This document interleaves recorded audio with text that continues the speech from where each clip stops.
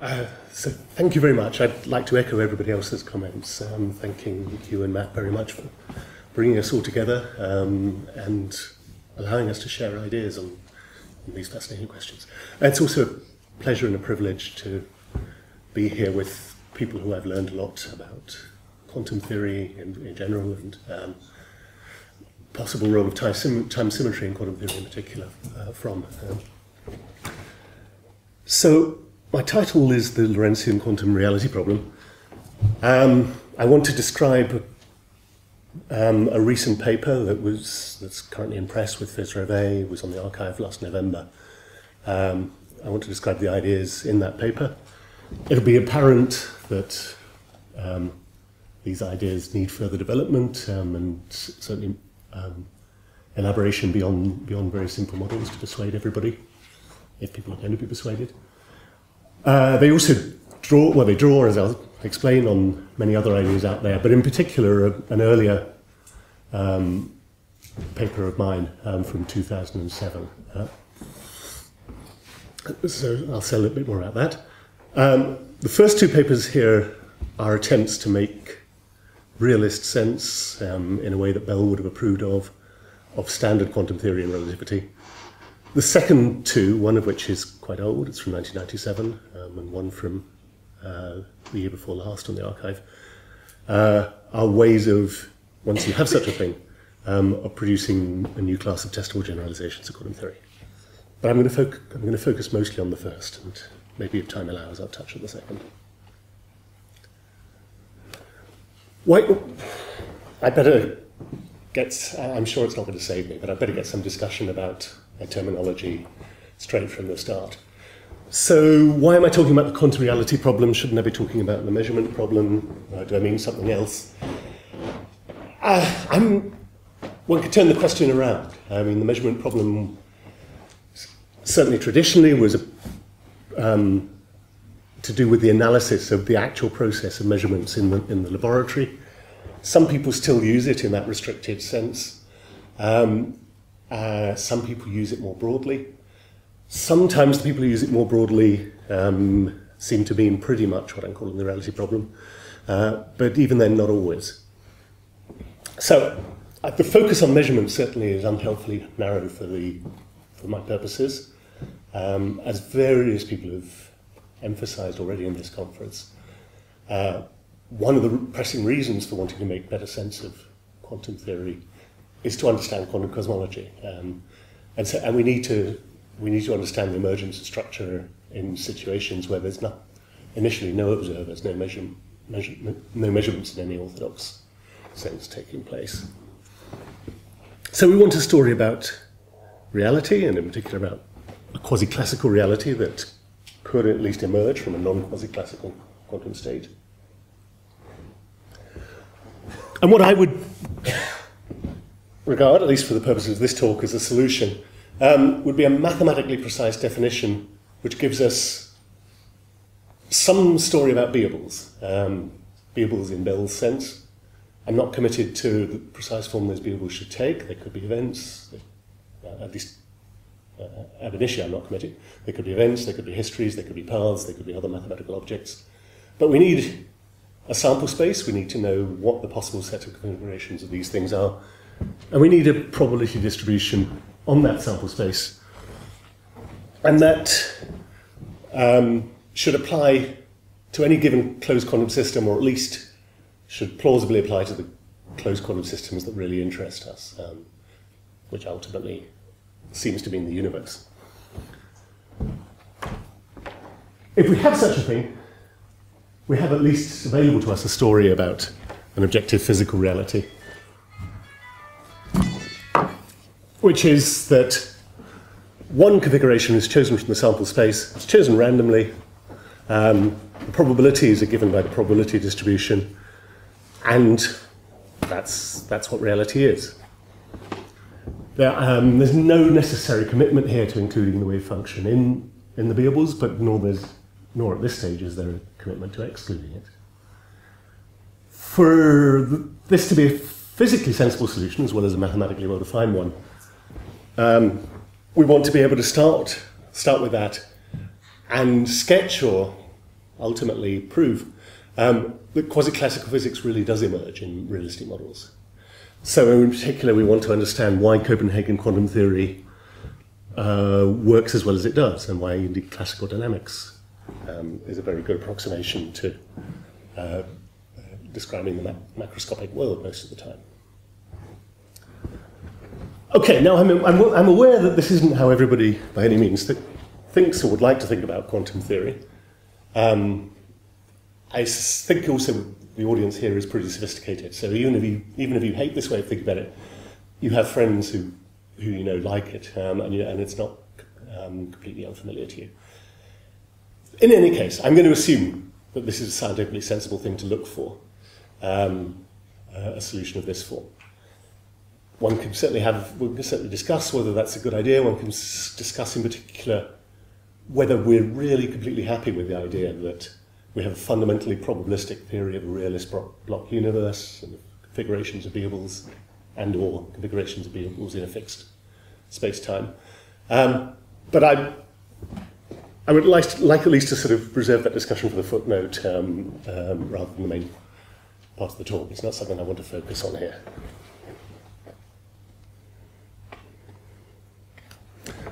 And the Lorentzian bit, well, this is obvious, I think.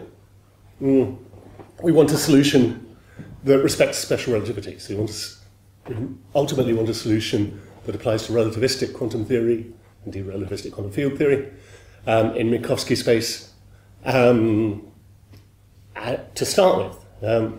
And then we would really like to be able to go beyond that to talk about more general space-times and about quantum gravity without a fixed background space-time. So now, if we have such a thing, even in Minkowski space, we have further demands. We need a Lorentz covariant definition of the sample space and the probability distribution. It's supposed to work for any given closed quantum system, at least one of interest. And again, we want it to tell the right sort of story about quasi-classical physics. Okay, so nobody's objected yet. I've put up a slide possibly anticipating objections. I don't know why. I respect these objections very much. And when I read them out to myself, I can't reproduce it for you, but they come in a sort of David Albert-like voice. So here they go. First, hang on a minute. What was that last bit? We need a mathematically precise Lorentz covariant definition, blah, blah, blah. Okay, so this is where we could all go home now. You can't possibly be offering us such a thing, because first you'd need a mathematically precise definition of relativistic field theory, and then if you want a story about quasi-classical physics, as people keep reminding us, Newton had words to say about a force that we haven't yet incorporated into quantum theory. We need a quantum theory of gravity to have any hope of talking about the origin of structure in the universe, the evolution of galaxies and so on. You're not seriously going to be proposing that in this talk? No, I'm not. So, what's the point of continuing the discussion? Well, certainly, this is fair. At least up to a point.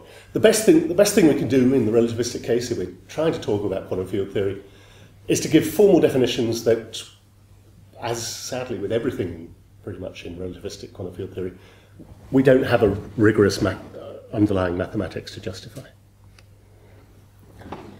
And I think the interrogator might continue. Aha, okay, lovely. And this is good. Why? What on earth is the point of an unrigorous formal definition? Well, to my mind, all of theoretical physics is a work in progress. I think a formal definition at this stage still could represent very useful progress, because we have at the moment a fundamental conceptual problem. How can we make sense of relativistic field theory in a way that allows us to talk about reality and doesn't break special relativity? And if you have a formal definition, well, at least you can refocus and say, okay, now I've got a fundamental technical problem. And it's not as, it's not as though people who want to tell other stories are in a better situation at this point. We already know we have fundamental technical problems in making sense of quantum field theory and quantum gravity. We already know, although we sort of, even of those of us who aren't Everettians, sort of understand at some level the sketch of an argument that Everettians make about how branches might emerge from quantum gravity and in cosmology, and at a certain sort of level, most of us probably find at least that sketch partially plausible. There's absolutely no way to rigorously justify it. We don't, for the reasons already touched on here. We can't rigorously say anything about the properties of the universal wave function or its splitting into components. We can only sketch, and we sort of sketch ideas, and when we press to justify them, we sort of retreat into toy models that are normally not relativistic, but maybe have some of the features we would expect from the relativistic story. But that's where we are.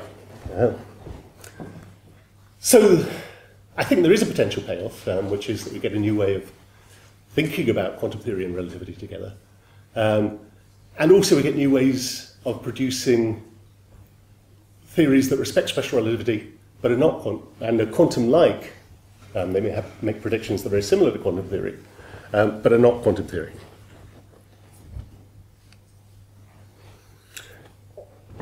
And I shouldn't dwell on this, but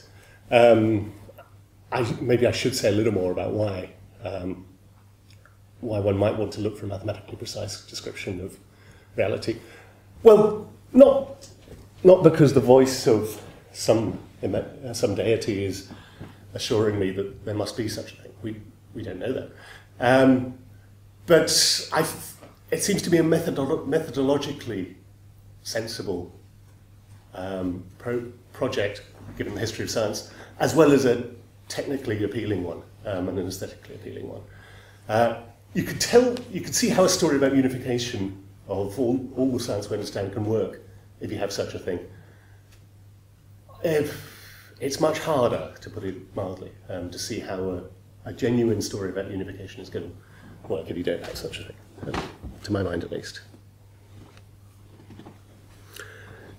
And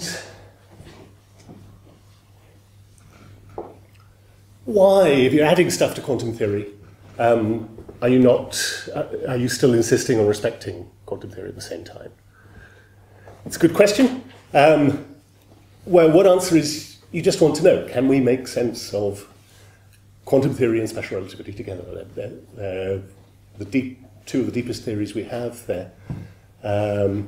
It's an intellectually interesting question. It may also be a highly physically relevant one. Another motivation is even if you feel once you start adding anything to quantum theory, you're bound to change it, this gives you a different way of doing that. It suggests new ways of generalizing quantum theory. And you can ask the same questions about special relativity, and indeed Nicolas' beautiful talk pointed out to us, again, and I thought very compellingly, that there is still a lot of intellectual interest in probing possible stories about quantum theory and reality that don't respect special relativity. But I hope it's not very controversial to say it's also extremely intellectually interesting to know whether we really have any reason to break Lorentz invariance. And if we don't, most of us think that's very good news. Again, yeah, all these motivations are ultimately Bayesian. They're not held with dogmatic probability weight one, but some of them are held, at least by me, quite strongly. So let me touch on some well-known attempts at solutions to the Lorentzian quantum reality problem. Sorry, the problem's disappeared there. Everettian ideas, which have already been much discussed by Lev and others at this conference. One problem is finding a consensus or even a taxonomy, a consensus about what it means to be an Everettian, or even a taxonomy of the different ways to be an Everettian. It's puzzling, it's sort of sociologically puzzling even, that we have so many people who call themselves Everettians and who very, very clearly don't mean the same thing, and must be aware that there are a lot of other people whose idea of what it means to be an Everettian is very different from theirs. There's the problem of probability, there's the problem of structure. To many people's minds, and maybe not, probably not all, there's just the question of weirdness, even if you put aside all the problems. I'd still very much like to know if we have a good one world's description of reality, even if I believed that we had a perfectly workable many worlds description. Adrian, yeah. why do you say that it's a well-known attempt at a solution to the Lorentzian quantum mechanics? I mean, my view on Lorentzian quantum mechanics is essentially a non-relativistic. I mean, it's certainly true. Everett didn't really talk much about special relativity. His papers were really about non-relativistic quantum mechanics. I think modern Everettians would say it's sort of modulo this sort of having to fall back on unrigorous sketches. It's transparently Lorentz covariant. Nowhere does anything Lorentzian say break Lorentz covariant. And this is one of the advantages of our program. So, perhaps... Let's discuss, and it's not your talk, so... It's not my talk, okay. Well, I'm interested that you have reservations about that. Oh.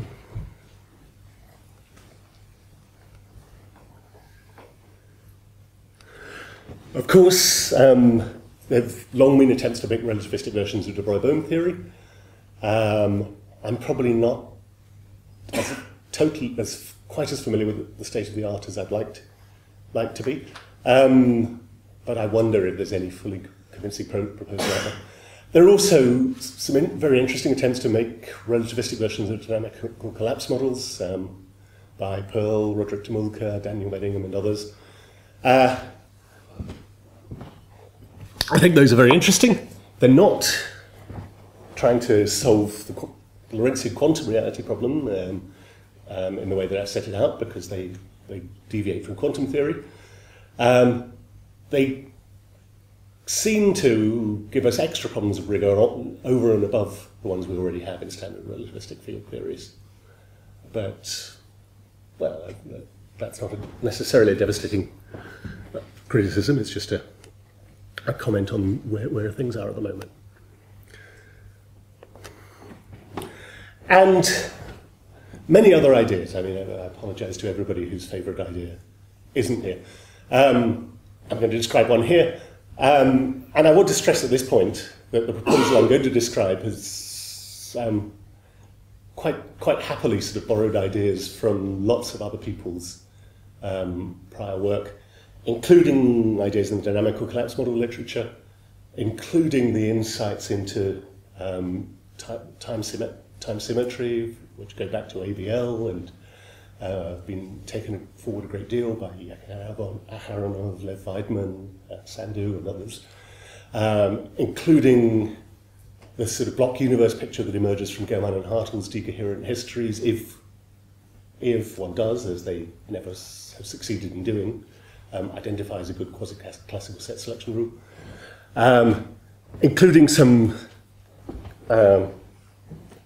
sketches of ideas by Davidon in the 70s and Aharonov and Gruss about 10 years ago, some of which I understand from the last talk have been taken a little further, or perhaps a lot further, very recently.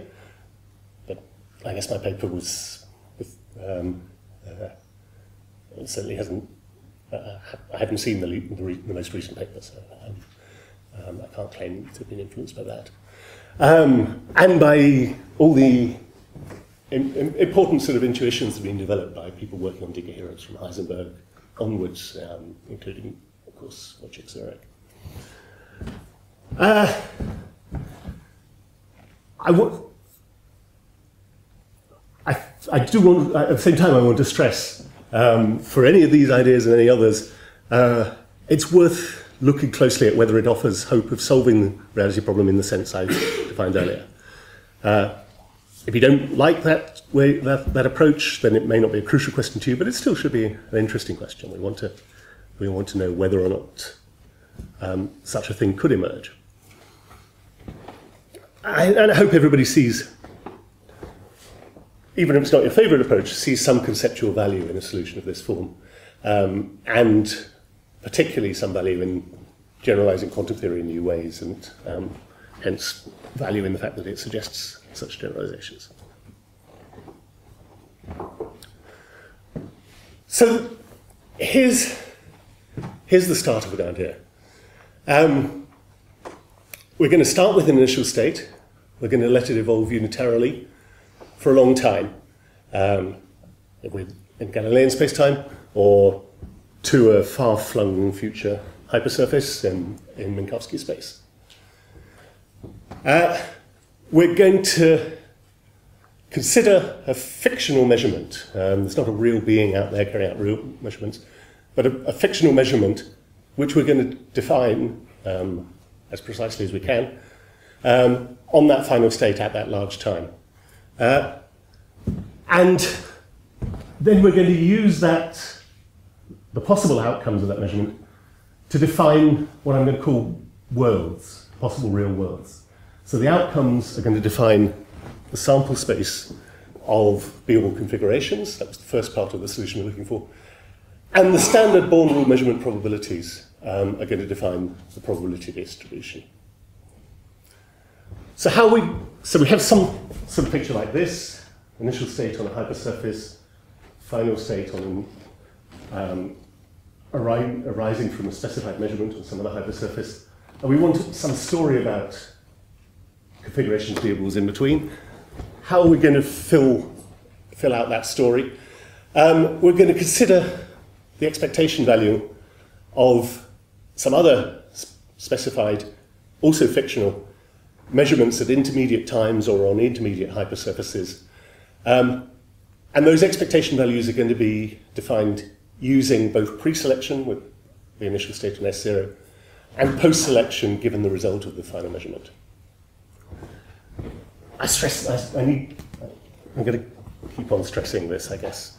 Is an intermediate Beerwall configuration going to mathematically be a collection of expectation values, or is it going to be deduced from a specification of those expectations? The first of those.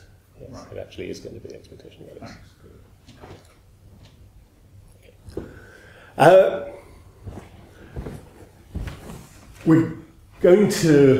The idea is that we have finite time or finite separation versions of this, but then we take an asymptotic limit, so the hypersurface tends off to future infinity.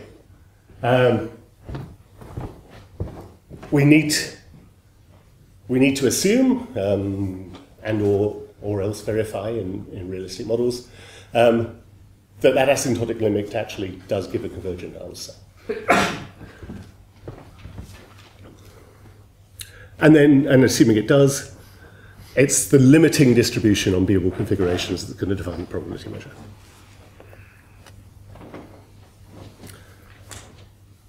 Right, so as I've already signalled, and I hardly need to remind people of the details here, the ABL time symmetric formalism is going to be a crucial ingredient here. We have pre-selection, we have post-selection. We're going to be interested in expectation values for an intermediate measurement. I'm going to think about projective measurements, projections PI, and possible outcomes I, and a complete set of projections. And so the ABL formula, given that we know the Hamiltonian and the initial state and the final state, is just given by the ratio of a decoherence function on the top with a sum with the appropriate outcome projection put into the... Is there a pointer actually, or shall I just... the ratio of decoherence function with pi inserted here and here, the sum of that over all possible outcomes. Thank you. So this with pi is here, and here summing over j.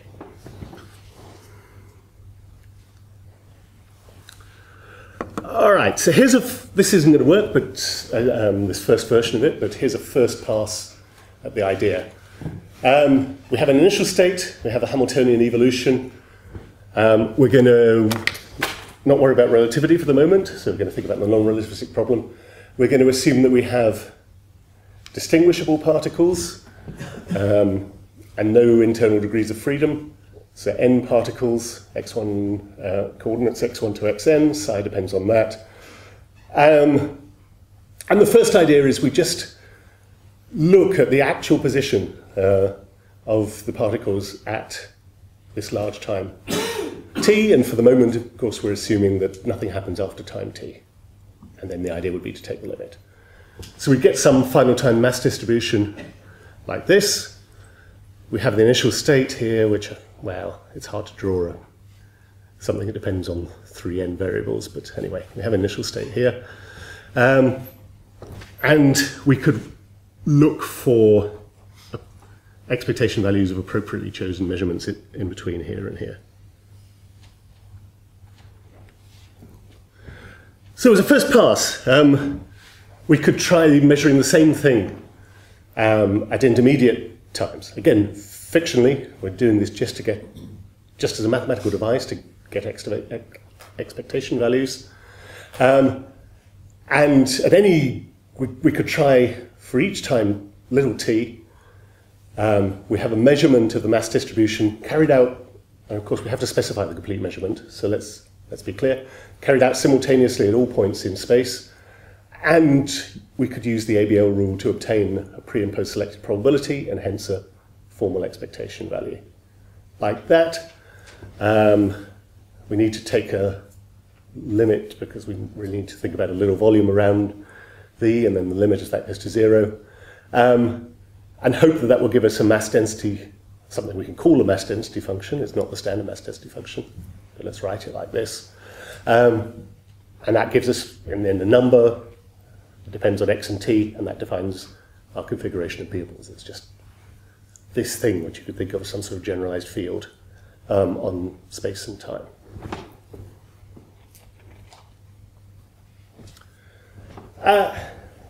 That, as I said, simple, although it's simple, doesn't give the right sort of answer in toy models, and so almost certainly in anything beyond toy models. The problem essentially being that the localizing to a point a single particle is a very violent thing to do to it, and the non-relativistic propagator isn't really sensitive to how far it goes after that, and so identifying the particle at late time doesn't really constrain in the slightest, regardless of the interactions, where it's going to be at earlier times. So we're going to need to do better than that. I want to borrow some other familiar ideas and insights. One is that if we're thinking of two objects or two particles with wave functions that are spread in space, and they undergo the right sort of interaction, we can infer approximate, but sometimes very good approximate information about the position of one of them from a subsequent position measurement on the other. And of course, this goes back to von Neumann's model of measurement. Another is if we're thinking about real-world physics, this sort of thing is happening all the time. Environmental decoherence gives us persistent, redundant records of approximate position of certainly of macroscopic objects, but perhaps even more generally than that.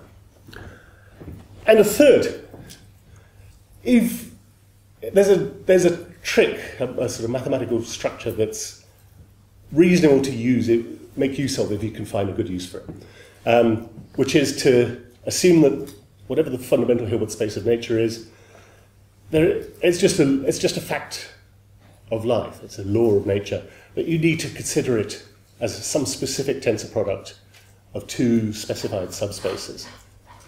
And if that split is a reasonably natural one, so bosons and fermions, yes, I would say.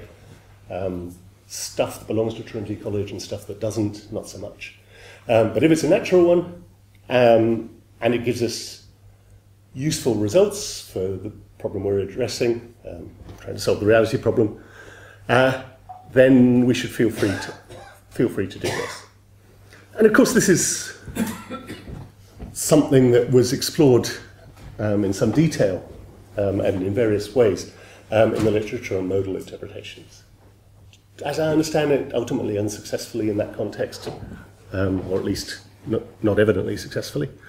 But that shouldn't deter us if we have a different way of doing things here.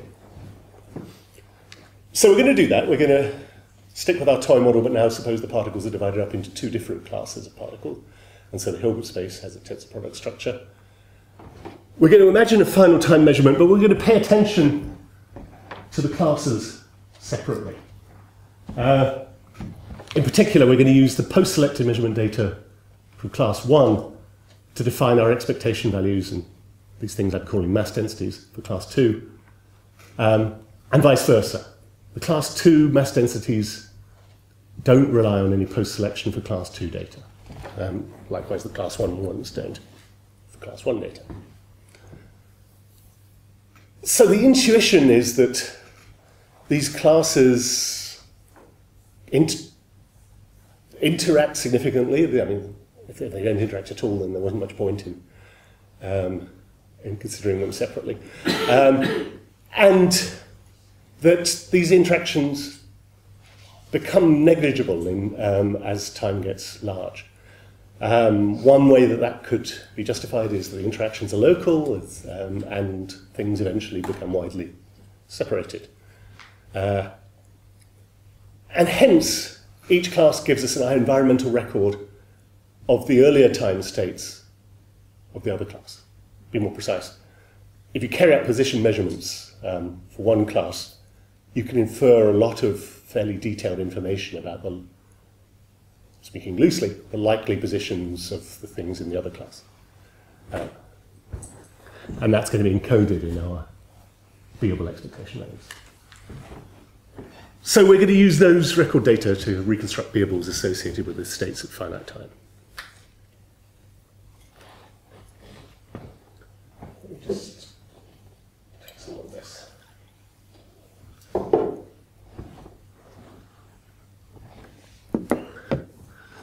So I hope this is sort of intelligible. The classes are labelled by J, and J bar means the opposite class. So 1 bar is 2 and 2 bar is 1. And the expectation value for the class J beables is going to be given by an ABL expression involving post-selection on the other class, the class J bar finite mass densities. Like so.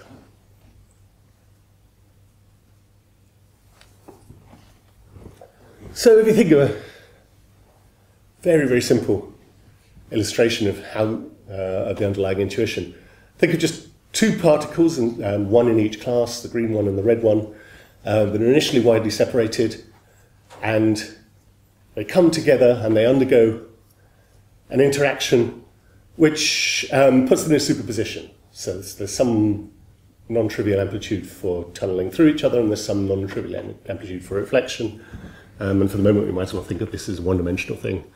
So we end up with a superposition of the red one, red wave propagating this way, and the green one that way, and the reverse.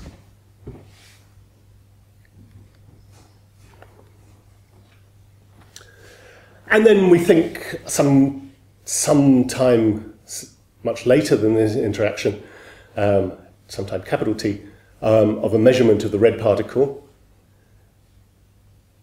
And we're going to find it either in the support of this wave packet or in the support of this wave packet. Let's suppose we find it here. So our real world is at least partially defined by that final outcome. post-selecting on that and trying to infer the probability density or the mass density for the green particle after the interaction will tell us that our expectation values correspond roughly to the support of this wave function and effectively zero to the support of this one. And importantly, also, of course, if we think about doing things the other way around, if we think of the measurement of the green particle, it's going to be correlated with the measurement of the orange particle. So we're either going to find a story in which says the final green state is final red state is somewhere here, final green state is somewhere here, or the other way around, and they're going to, let's look at the first, that's going to tell us consistent stories post-measurement about viewable stuff moving like this thing and like this thing for the red and green classes, respectively. And before the interaction, the post-selection basically doesn't tell us anything more than what we would infer if we just took the wave function to define a probability density. Okay.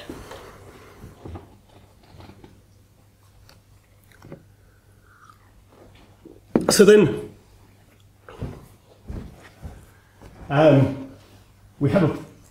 remember we carried this measurement at some large finite time, capital T. We then need to assume that the asymptotic limit makes sense, and I guess one can certainly set up that very, very toy model so that it would make sense. And then the actual probability distribution we're interested in is the limit as capital T tends to infinity. This thing. If the assumption fails, if there is no good asymptotic behavior in any given model, then we don't have a description of reality, at least according to this proposal, in the asymptotic version of that model. Too bad.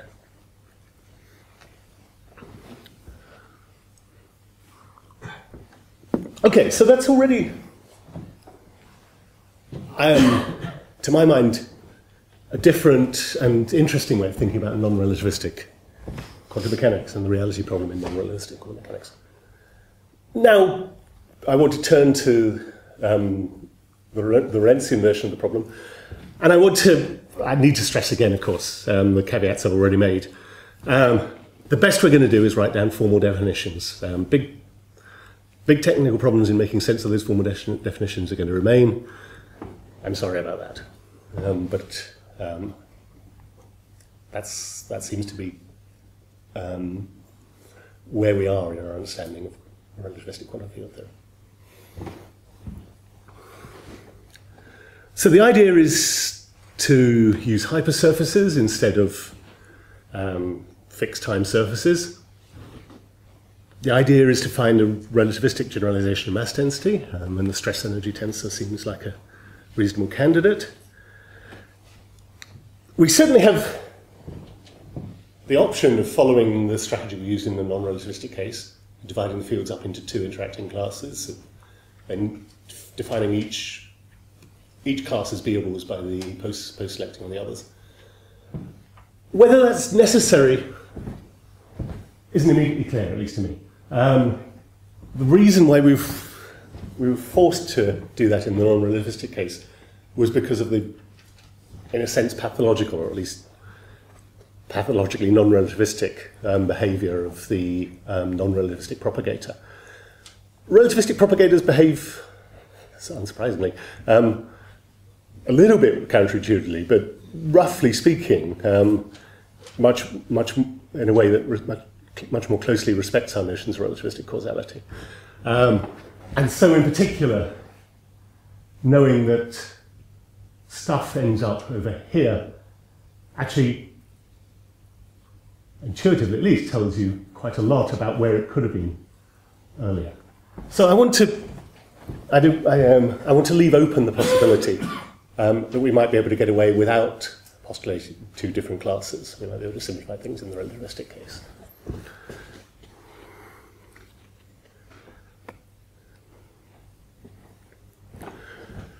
So, I mean, another embarrassment, I guess, is that the motivations are cosmological, and yet we've got to start somewhere. We're starting in Minkowski space. And so you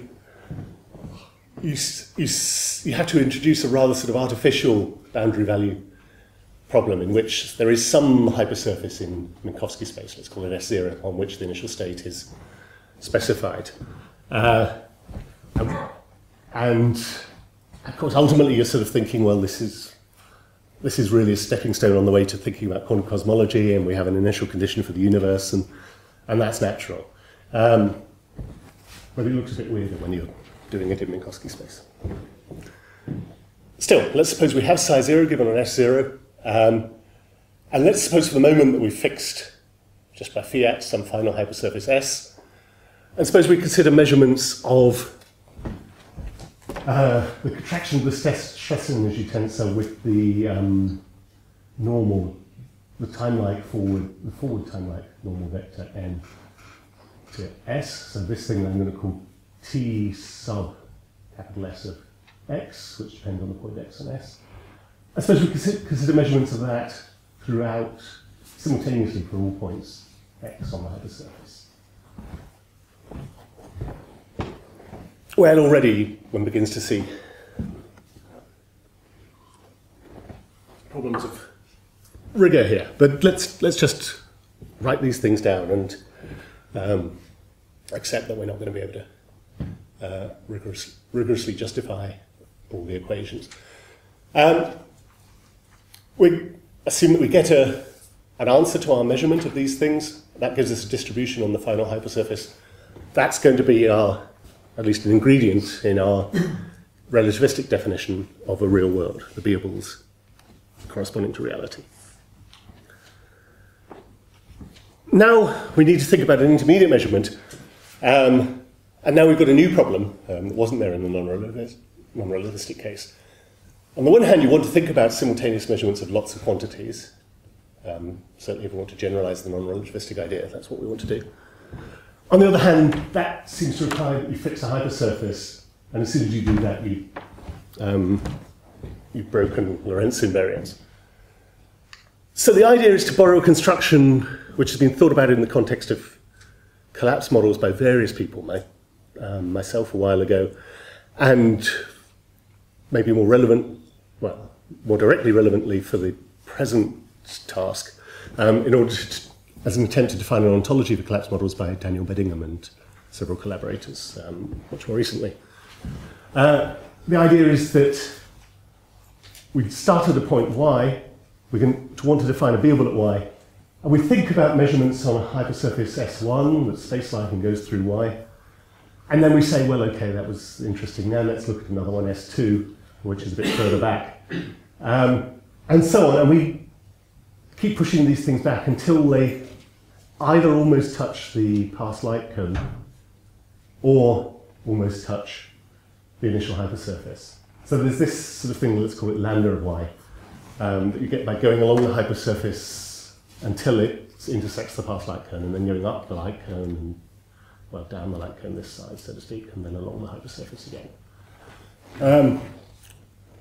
So our idea is to let these space-like hypersurfaces tend to, without actually being lambda of y.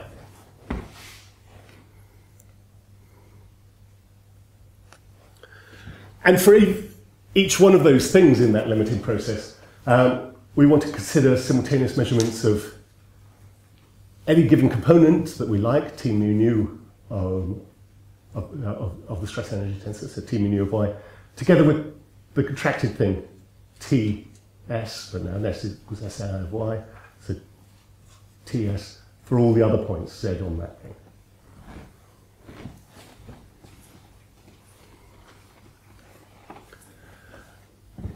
And that gives us, at least formally, a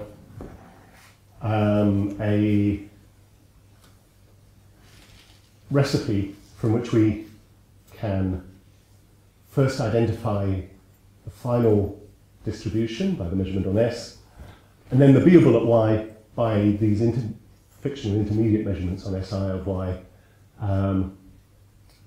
taken in the limit in which the SIs tend back towards lambda of y. So at least formally, we end up with a definition for an expectation value. This thing.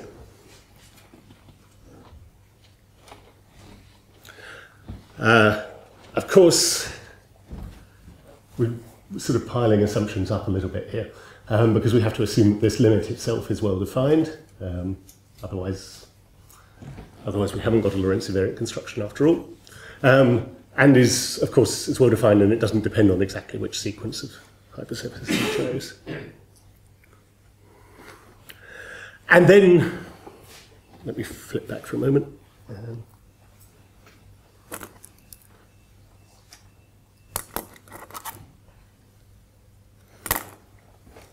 And then this was all done with a fixed final hypersurface S, and we need to assume that we can sensibly let that thing tend to future infinity and get a limit that is well defined when we do that. So, if all that is accepted, or if all that works, we end up with a probability distribution for a configuration of beables, where the beables are now these numbers that depend on space-time coordinates, that's given by that limiting process. Like so.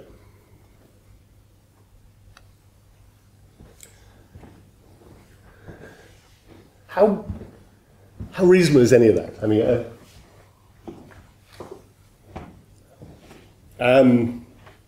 I think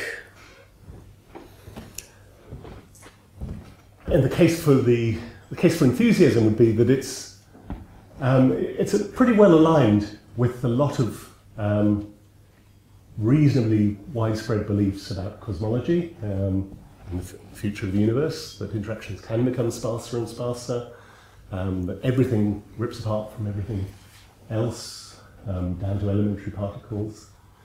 And it's also sort of, at least more sort of loosely aesthetically aligned with the intuition that quantum field theory is, as far as we understand it at all, is really a theory about asymptotic scattering amplitudes. And so asymptotic ideas, if you're going to try and make sense of relativistic quantum field theory, asymptotic ideas are the way to go. That said, I think it's very, very likely that there are, these asymptotic assumptions would fail in some cosmological scenarios. For instance, in big crunch models in which everything actually comes back together. At the very least, it's hard to sort of spell out a compelling intuition that supports them in those models. So to some extent, if one regards this as a sort of plausible way to go at all, its plausibility is somewhat contingent on one's beliefs about cosmology, or one's Bayesian weights for different cosmological scenarios. Does a physically sensible picture of quasi-classical physics within the beables emerge? I guess my project for the summer is to produce more persuasive toy models than the one I've so far given to you. I'm optimistic that can be done, but anybody sceptical is certainly more than entitled, probably encouraged to reserve judgment and wait for further models to be fleshed out. Yeah? And including questions? Okay. Okay, so I'll accelerate, I think, at this point, maybe skip a few things at the end. There's this quotation I've given versions of this talk a couple of times. So I've always mentioned I found this quotation by John Bell rather puzzling. This is Bell on GRW. It takes away the ground of his fear that any exact formulation of quantum mechanics must conflict with Lorentzian variance.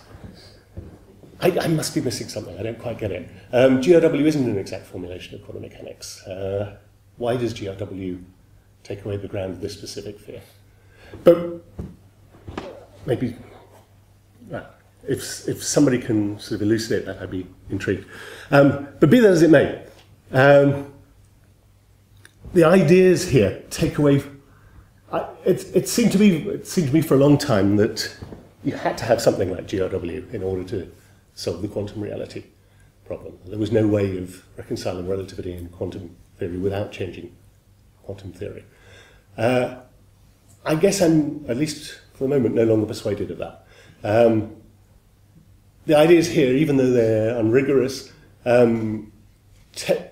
take away my sort of hunch that there was a conceptual roadblock to a solution.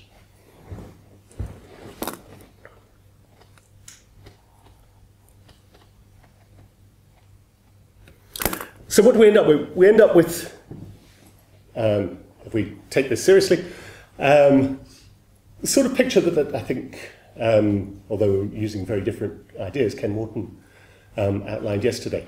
A picture in which a universe is chosen randomly, reality is chosen randomly, once and for all. The same sort of picture at that level that you get if you had a quasi-classical set selection rule within decoherent histories, and a rule that just says, well, one history from that quasi-classical set is randomly realized, and that's what physics actually is. I don't find that unattractive. I share Ken's view that it's not really, it may not be the way we've been brought up to think about physics, but there's nothing particularly logically or conceptually or aesthetically wrong with it, and we shouldn't take our pre-existing intuitions on this all that seriously. I don't think there's anything teleological about this, or at least nothing necessarily teleological. It's just a random choice of a block universe. So I'm not... I don't really have anything to add to the earlier comments on free will and retrocausation and their, how they fit into a story like this.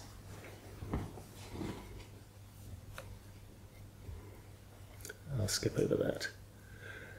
And maybe over that. I just want to make a simple point. A simple, but it seems to me very unappreciated point. Although in a special case it was outlined long ago by Anthony Valentini, and I've tried to give much more general discussions a couple of times over the years. Once you have a beable theory, you have a route to generalizing quantum theory. The beable theory you could think of as a recipe for probability distribution in the configurations of beables. Once you've got that, you can modify it by things that depend on the intrinsic properties of the configuration. For instance, like this, or indeed in more general ways. Whether those are lovely theories or horrible ones, whether you like them or hate them, those are all debatable questions, but you have a route to generalizing quantum theory that's very different from from any of the standard generalizations that are out there. I find that encouraging, and the fact that the stress energy tensor sort of fits into these intuitions suggests at least something new to explore in thinking about the relationship between quantum theory and gravity. And I could say a little bit more about that, but not very much, and I think time is running short anyway. So let me just stop there and thank you for your attention.